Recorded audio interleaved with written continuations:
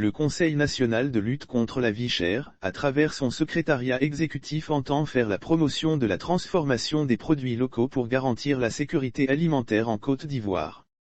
C'est dans ce cadre que la secrétaire exécutive du Conseil national de lutte contre la vie chère, Dr Réni Didi Bakoné, a effectué, le jeudi 23 juin 2022, une visite terrain dans une unité de transformation de céréales locales, riz, maïs, mil, manioc, en farine. C'était dans la commune d'Abobo, et ce, en vue de s'imprégner du processus de transformation.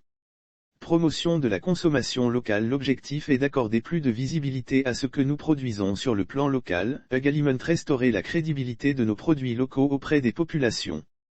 Pour Dr Bakoné, il s'agit de montrer que les céréales locales dont le riz, le maize, le mil et aussi le manioc peuvent être transformées en farine et être utilisées de façon moderne dans nos boulangeries et pâtisseries. Lire aussi. Lutte contre la vie chère, le CNLVC sollicite un partenariat avec les organes de presse de Côte d'Ivoire dans une perspective de sécurité alimentaire, de promotion de la consommation des produits locaux. Elle a relevé que suite à la pandémie de la Covid-19 et la crise ukrainienne avec la hausse du prix du blé, il a été démontré que les autres céréales dont les conditions de production sont plus adaptées à nos climats peuvent être utilisées dans la boulangerie. Optimiser la consommation des céréales traditionnellement produites en Côte d'Ivoire. Nous constatons avec la pandémie et la crise en Ukraine, la hausse du prix du blé. Notre climat ne nous permet pas de produire du blé. Mais nous produisons d'autres céréales qui sont adaptées à notre climat. Ces céréales traditionnellement produites chez nous peuvent être totalement adaptées et utilisées dans la consommation locale.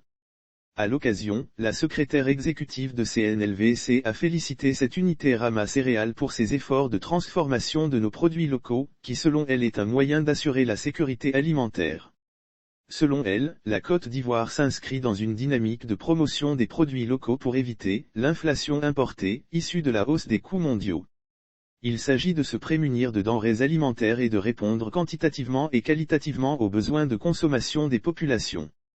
Transformation des produits locaux. Si nous changeons nos habitudes de consommation en consommant ce que nous produisons, nous pourrons accéder à une certaine sécurité alimentaire, et s'inscrire parfaitement dans la politique gouvernementale, qui vise à aller davantage à la transformation des produits, a-t-elle expliqué, ajoutant que la transformation des produits locaux est un axe stratégique du ministère du Commerce, de l'Industrie et de la Promotion des PME.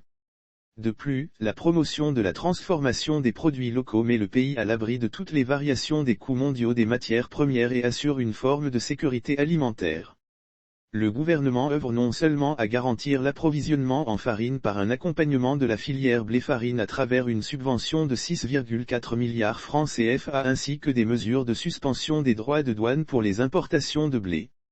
Lire aussi. Lutte contre la vie chère, descente musclée des contrôleurs de prix à Daloa, plusieurs saisies opérées. Il entend aussi diversifier l'approvisionnement en farine avec les produits locaux, par la conjugaison de l'ensemble de mesures qui peuvent nous permettre de lutter contre la vie chère, a souligné la secrétaire exécutive du CNLVC, ajoutant que cela permet aux consommateurs d'avoir le choix en termes de produits et de disponibilité de produits sur le marché.